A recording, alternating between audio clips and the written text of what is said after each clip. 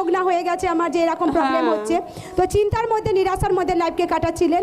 প্রার্থনার কথা আপনি জানতে পারেন, আপনি লাগাতার প্রার্থনায় আসতে থাকেন, ঈশ্বরের বাক্যকে শুনতে থাকেন, সাক্ষ্যকে দেখতে থাকেন। যখন আপনি दूसरा জনকার সাক্ষ্যকে দেখতেন যে दूसरा জনরাও কীভাবে তাদের মেন্সের প্রবলেম থেকে ফ্রি হয়েছে, সেই সাক্ষ্য যখন আপনি শুনতে থাকেন, তো জীবিত ঈশ্বরের প্রতি আপনি বিশ্বাসে ভরসায় বাড়তে থাকেন।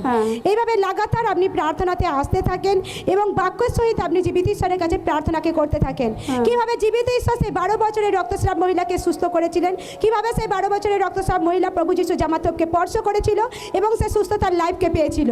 আর আপনিও সেই বাক্যকে বারবার ঈশ্বরের কাছে বলতে থাকেন যে প্রভু সে যদি সুস্থ হতে পারে তো প্রভু আমিও সুস্থ হতে পারবো।